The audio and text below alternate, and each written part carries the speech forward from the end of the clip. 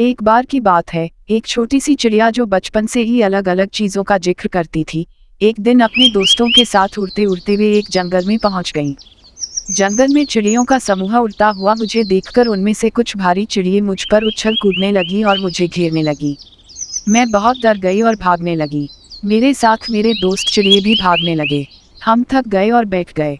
फिर मेरे एक दोस्त ने बताया कि ये चिड़ियों के बीच एक लोमड़ी रहती है जो सभी चिड़ियों के बारे में बहुत कुछ जानती है। मैं और मेरे दोस्त चिड़िए उस लोमड़ी के पीछे भागने लगे।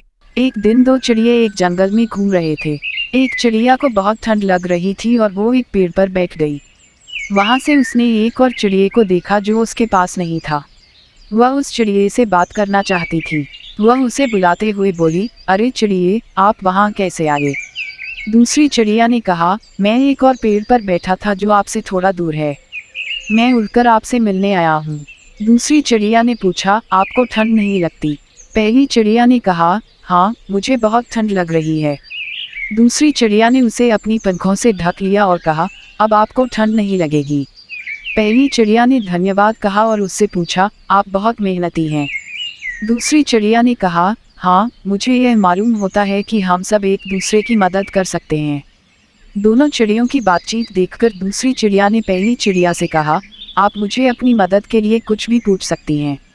पहली चिड़िया ने उससे पूछा, क्या आप मेरे लिए खोज कर सकती हैं? मैंने अपने बच्चों के लिए खाने की खोज नहीं की है।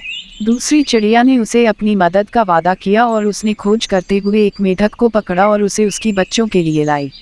पहली चिड़िया ने उसे धन्यवाद कहा और उसने अपनी सहायता के लिए शुक्रिया अदा किया।